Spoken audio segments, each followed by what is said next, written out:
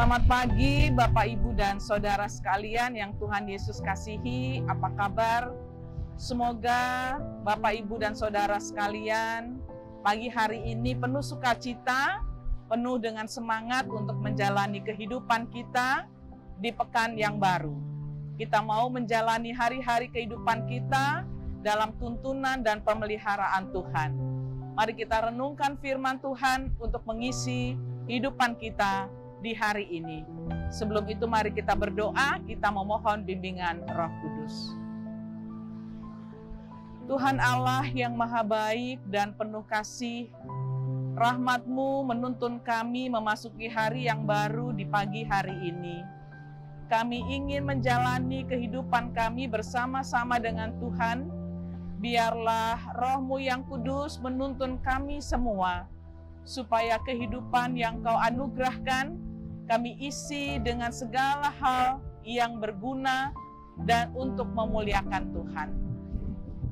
Tuhan, kami rindu untuk mendengar firman-Mu, mampukan kami sehingga kami dapat mengerti apa kehendak-Mu untuk kami.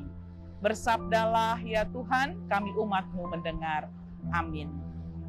Bapak, Ibu, dan Saudara yang Tuhan Yesus kasihi, firman Tuhan pagi hari ini saya bacakan sesuai sabda bina umat hari ini, yaitu dari Kisah Rasul pasal 8 ayat 4 sampai dengan ayat 8. Kisah Rasul pasal 8 ayat 4 sampai 8 mengatakan, Filipus di Samaria. Mereka yang tersebar itu menjelajah seluruh negeri itu sambil memberitakan Injil. Dan Filipus pergi ke suatu kota di Samaria dan memberitakan Mesias kepada orang-orang di situ. Ketika orang banyak itu mendengar pemberitaan Filipus dan melihat tanda-tanda yang diadakannya, mereka semua dengan bulat hati menerima apa yang dikatakannya itu. Sebab dari banyak orang yang kerasukan roh jahat, keluarlah roh-roh itu sambil berseru dengan suara keras, dan banyak juga orang lumpuh dan orang timpang yang disembuhkan. Maka sangatlah besar sukacita dalam kota itu. Demikianlah firman Tuhan, terpujilah Kristus, haleluya. Bapak, Ibu, dan Saudara yang Tuhan kasihi, kuasa Tuhan bisa melebihi apapun dari apa yang kita pikirkan. Setelah Tuhan Yesus bangkit, para murid dengan penuh sukacita dan semangat melanjutkan karya layan di tengah-tengah dunia. Bacaan kita menceritakan tentang salah satu murid Yesus yang bernama Filipus. Sama seperti kebanyakan murid-murid Tuhan Yesus yang berlatar belakang adalah para nelayan. Mereka memberi diri untuk melayani Tuhan Yesus, sehingga apa yang kemudian mereka perbuat melampaui dari batas hal yang mungkin mereka sendiri juga menyadari, apa iya aku mampu melakukan karya layan seperti ini. Pembacaan kita menceritakan bahwa Filipus pun bisa melakukan perkara-perkara yang dahsyat, yaitu melepaskan orang yang kerasukan roh jahat. Kemudian ia juga bisa menyembuhkan orang yang lumpuh, orang yang timpang. Kuasa siapa yang bisa membuat sehingga seorang Filipus bisa melakukan karya besar semacam itu? Tentulah kuasa Tuhan yang ada dalam diri Filipus. Bapak, Ibu, dan Saudara, kehidupan kita juga diperhadapkan dengan segala tantangan. Sama seperti murid-murid Tuhan Yesus yang lain yang berlatar belakang nelayan.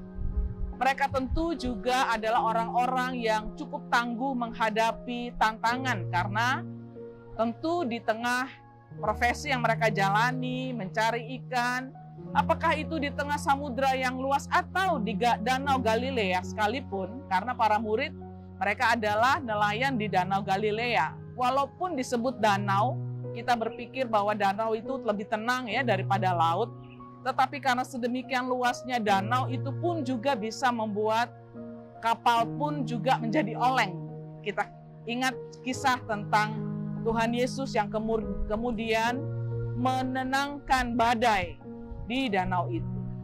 Begitulah juga kehidupan yang mau digambarkan oleh para murid ini. Mereka orang-orang yang tangguh untuk menghadapi tantangan, maka mereka pun dipilih oleh Tuhan Yesus untuk menjadi murid-muridnya.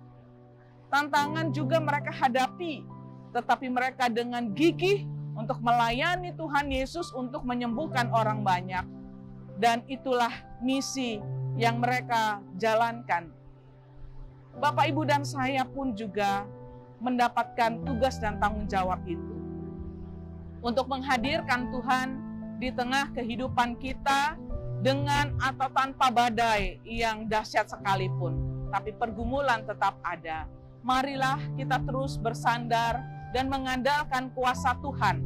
Sehingga apa yang menurut pikiran kita mungkin sulit, mungkin bahkan mustahil bisa kita lakukan.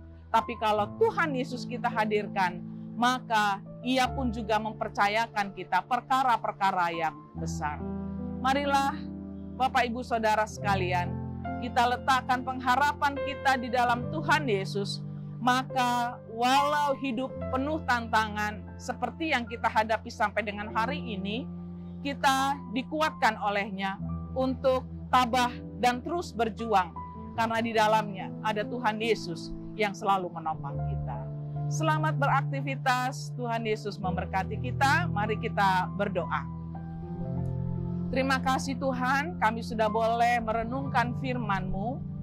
Kiranya Roh Tuhan selalu beserta kami, menuntun dan membimbing kami, segenap keluarga kami, dalam beraktivitas, dalam bekerja, dalam mengupayakan kehidupan, agar apapun tantangan yang kami hadapi, Tuhan memampukan kami untuk menghadapinya. Kami serahkan seluruh aktivitas kami hari ini, bahkan di sepekan yang akan kami jalani. Biarlah kasih dan pemeliharaan Tuhan terus beserta dengan kami. Dalam nama Tuhan Yesus Kristus kami berdoa dan mengucap syukur. Amin.